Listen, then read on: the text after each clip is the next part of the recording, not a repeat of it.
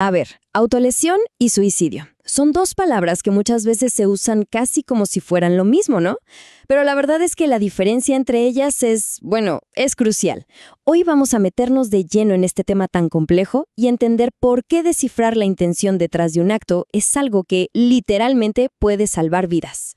Y esto nos lleva a la pregunta del millón, ¿no? ¿Cualquier autolesión ya se considera un intento de suicidio? Es una pregunta que surge muchísimo. Y la respuesta, pues, no es un simple sí o no. Es bastante más complicada de lo que uno pensaría. Y bueno, resulta que la clave de todo esto, el punto central, se resume en una sola palabra: intención. Así es, la intención que hay detrás del acto es lo que lo cambia absolutamente todo. Es como el filtro que nos ayuda a entender y a clasificar estas conductas tan delicadas de la manera correcta. Ahora, vamos a analizar más a fondo esto. ¿Cómo es que la intención funciona como este factor decisivo?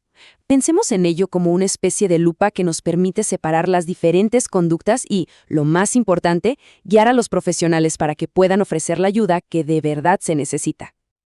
Ok, para poner las cartas sobre la mesa, empecemos con la definición de suicidio. Clínicamente hablando, es muy claro. Es el acto intencional de quitarse la vida. Y ojo con esa palabra, intencional, porque es la pieza clave, la piedra angular de todo este análisis. Claro, el asunto se complica porque el espectro de las autolesiones es súper amplio. O sea, va desde cosas que podrían parecer menores hasta situaciones muy, muy graves. Pero, ¿qué pasa? Que para un profesional de la salud, el diagnóstico no puede ser algo ambiguo. Se necesita una precisión casi quirúrgica, como un láser, para saber exactamente qué hacer. Y es justo aquí, en este punto, donde la cosa se pone seria. Distinguir entre una autolesión con intención suicida y una sin intención suicida, miren, esto no es para nada un juego de palabras o un detalle técnico. De esta distinción depende todo. El plan de tratamiento, el nivel de urgencia, las estrategias de prevención. Estamos hablando de una decisión que literalmente puede significar la diferencia entre la vida y la muerte. Ahora, claro, uno podría pensar, ¿y de dónde sale esa intención? No es algo que aparece de la nada, ¿verdad? Exacto. Para entender el riesgo real, no basta con mirar el acto en sí. Hay que ir más profundo. Hay que analizar qué factores están haciendo que una persona sea más vulnerable. Y esto es súper importante. La vulnerabilidad no es un interruptor de encendido o apagado. No es así de simple. Es más bien como una red increíblemente compleja donde se cruzan y se enredan factores psicológicos, sociales e incluso demográficos. Se necesita una visión de 360 grados para entender el riesgo de verdad. Y dentro de toda esa complejidad, de esa red, hay ciertas, banderas rojas que son muy claras. Por ejemplo, la presencia de diagnósticos como depresión, trastorno bipolar o esquizofrenia. Estos son considerados clasificadores primarios de alto riesgo. Son como esas luces que se encienden en el tablero de un auto para avisar que algo necesita atención urgente. Y que no quede duda, la evidencia aquí es contundente. Hay una conexión directa, fuertísima, entre tener un historial de enfermedad psiquiátrica y presentar una mayor intención suicida. Esto no es una suposición ni una coincidencia, es una correlación estadística que se ha demostrado una y otra vez. Ok, hasta ahora hemos visto el tema a nivel individual. ¿Qué tal si ahora hacemos un zoom out? Demos un paso atrás para ver el panorama completo. ¿Cómo se manifiestan estas conductas a nivel de poblaciones grandes? Bueno, aquí es donde entra en juego la epidemiología, que básicamente estudia estos patrones en grupos enormes, y las pistas que nos da son fascinantes.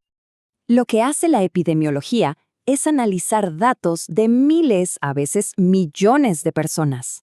Y al clasificar los casos por su resultado, o sea, si terminaron en muerte o no, de repente empiezan a aparecer patrones clarísimos en diferentes grupos. Y claro, ver esos patrones nos lleva a una conclusión lógica. Se necesitan estrategias de prevención diferentes y específicas para cada grupo. Y fíjense en esto, porque lo que muestra este gráfico es una de las paradojas más conocidas y estudiadas en este campo.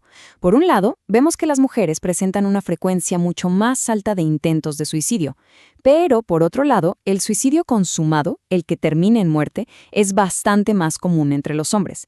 Esta diferencia es fundamental y tiene unas implicaciones gigantescas para la salud pública. Y que quede claro, entender esta diferencia de género no es solo para tener un dato curioso en una conversación. No, para nada. Es la clave para poder diseñar campañas de prevención que de verdad le lleguen a la gente, que funcionen. Nos permite enfocar los recursos y los mensajes de una forma mucho más inteligente, ¿no? Adaptándolos a lo que necesita cada grupo. Así que, al final del día, después de todo lo que hemos visto, volvemos al punto de partida. Como lo dice esta cita, todo gira en torno a una cosa, la intención. Ese es el criterio, la vara con la que se mide si una conducta debe clasificarse como un riesgo de suicidio. Y ese es el gran objetivo, ¿no? Todo este trabajo de analizar la intención, de entender los factores de riesgo, de estudiar los patrones en la población, todo apunta a una sola cosa: ser capaces de identificar con más precisión quiénes están en una situación de alto riesgo. Porque esa identificación temprana es el primer paso, el más crucial, para poder ofrecer una ayuda que realmente pueda salvar una vida. Y con esto cerramos el círculo. Volvemos al inicio, pero ahora con una mirada diferente.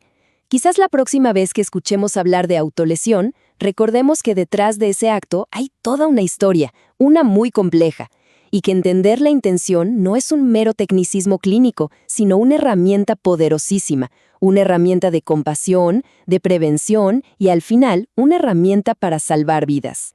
Así que la pregunta que nos queda flotando es: ¿cómo podemos, cada quien desde su lugar, usar este conocimiento para de verdad marcar una diferencia?